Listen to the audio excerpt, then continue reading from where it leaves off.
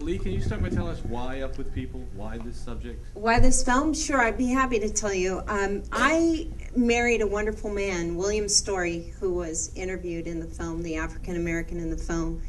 And we were married for about 15 years before he actually, I knew he was in Up With People.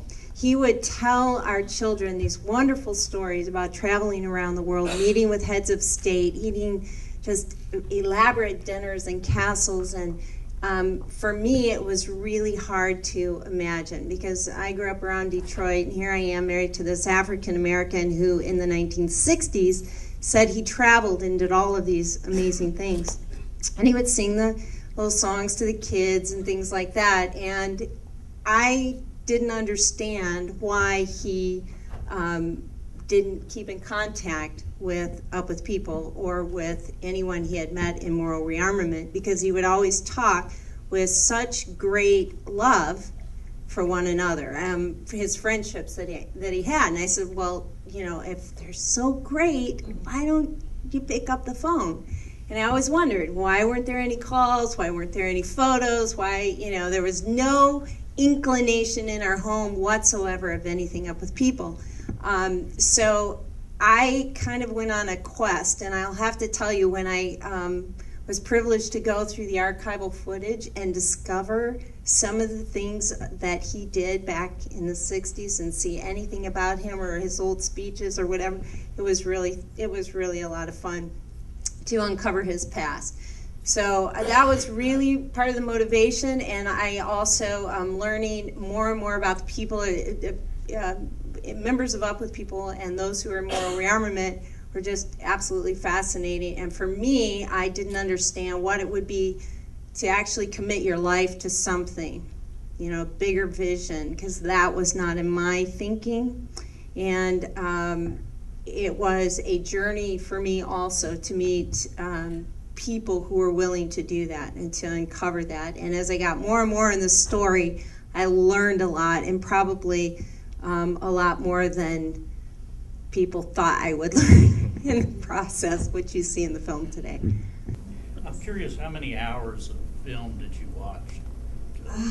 There were probably over 400 hours of archival footage in every format imaginable: 35 millimeter, 16 millimeter, 8 millimeter, meters. I didn't even know what they were, meters.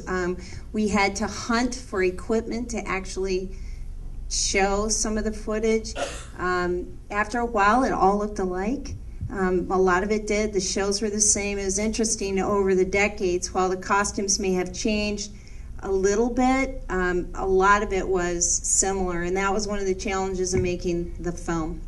How do you cover 40 years when you really can't cover 40 years? It didn't, you know, we had to go with what footage we had available to basically support the stories that we were also collecting.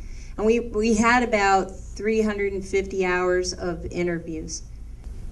When you were interviewing people from the later years, did you share with them some of the history that had come before? Were they coming in blind, just sharing their experience that they had?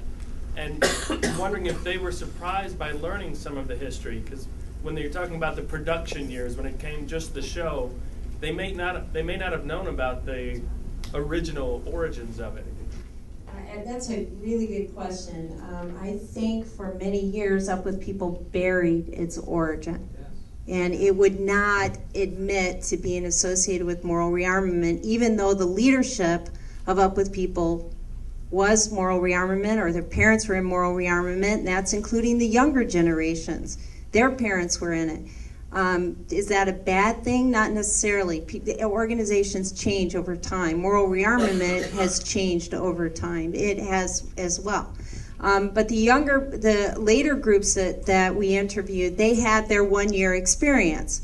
And the earlier groups were in it committed for life. And so it was different. When it became a tuition 1 year on the road, by natural order, it would change. Did they know about it? No, they were not. In fact, many of them said they heard whisperings about it, and I mean, I've got tons of stories, I mean, tons of them on that, but they really did not know the history of the organization. Lee, I guess an elephant in this Florida Film Festival, 18th Florida Film Festival room would be Glenn Close. Ah, Miss Close, Miss Close. So has Glenn Close seen your film?